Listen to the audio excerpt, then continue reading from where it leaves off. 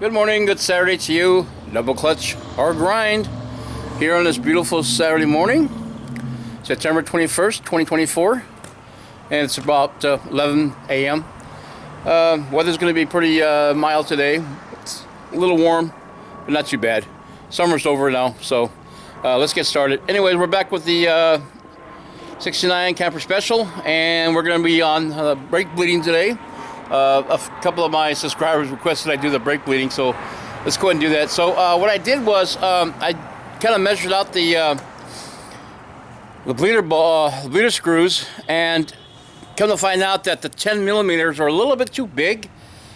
But if you're careful, you can actually use the 10 millimeter. Just gotta make sure you don't have them cockeyed, and make sure you straighten them up when you you turn it, and then be careful not to not to push too hard on them, but to kind of gently tap them until you break the seal on them. Therefore, it'll come off and without stripping them. So, as a truck's this old, 55 years old, it's been bled many times, so you know that there's wear and tear on the bleeder valves. So, let's get started. All right, so we're going to go ahead and uncap the filler, and be careful not to scratch anything up, or a lot of hoses in the way, especially if you have the air conditioning. But I'll manage to get it off. So, all right, so it's full right now, but it looks like it's pretty old and dirty. But we're going to go ahead and use it anyways, and we'll check out the clarity once we go through the bleeding process. Alright, so I got a 10 millimeter socket here, and so basically what you got to do, if it's not snug on the valve, what you have to do is if you look, it's wobbly. So what you got to do is you kind of got to guide it, and then turn it until you break the seal on it. So I just opened it up right now, and there's like no fluid coming out of it. Let's take a look at it. Wow, it's pretty dry. So what I'm going to do is I'm going to go ahead and do a cleaning on this and find out if the valve is bad or not. Okay, so we're at the right rear. A cobweb down here. All right, careful. Careful. I can get 2 hands on it.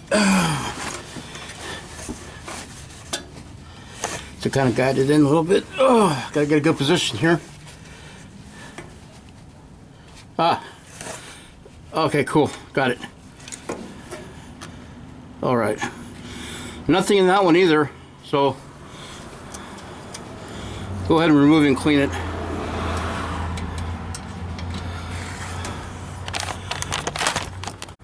Okay, so I cleaned out and got one of the bleeder valves out. So what I'm going to do here is measured with the old Pittsburgh Harbor Freight digital scale. Zero it out. It's zeroed out here. And let's see what it measures out to be. So it's 9.7576 millimeter. So it's a little bit large for a 10.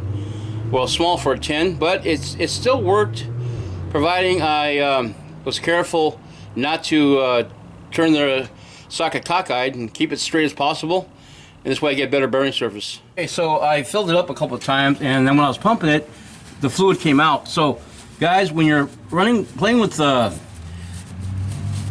fluid, brake fluid, also know that it's very corrosive, so you may want to wipe things down as you go along, as best you can.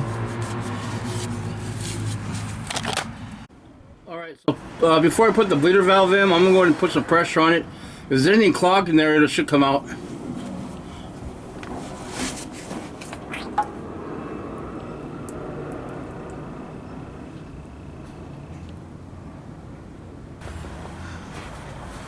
Alright. Alright, so it's cleared. Wipe off that excess fluid. All right, go ahead and put the valve in.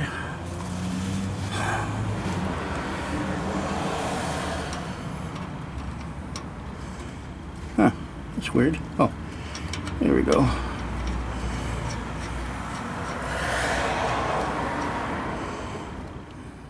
Okay, so I didn't have the camera on when I tightened it down, so it's pretty full.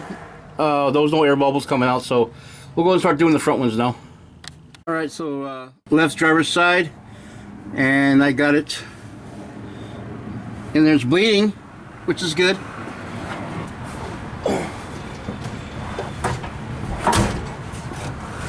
All right, no air bubbles, that's good. Go ahead and lock it down.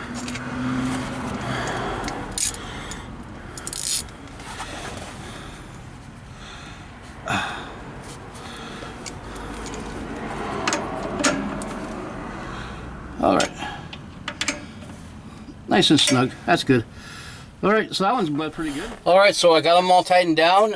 So what happened was when I stepped on the brakes, it went down to the floor after bleeding every one of them. So basically what I did was open up the reservoir, the master cylinder, and then added more fluid and capped it off, and then pumped them again, and then uncapped and refilled. And now, bam, halfway. That's perfect right there. All right, let's go take a little drive.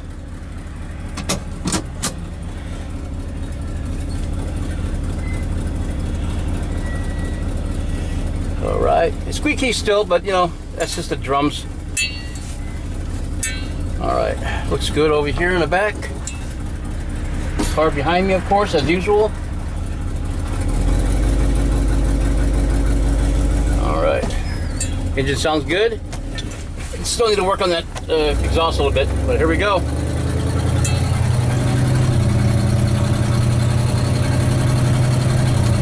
All right, left turn. Oh, beautiful. Just gorgeous.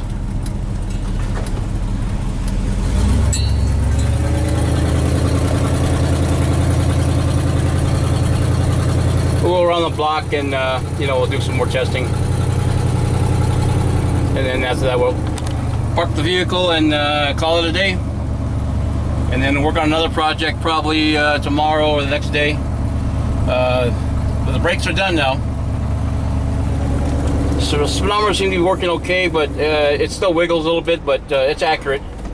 You know, it's doing about 25 or so, a little bit more.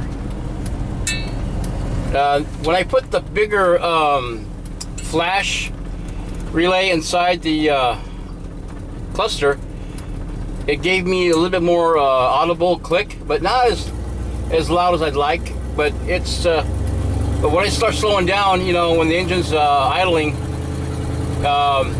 you can still hear the clicking. And it reminds me that, hey, you got your intrinsic signals on, and to remind me to remove them or turn them off. All right, we're coming to a stop sign right now.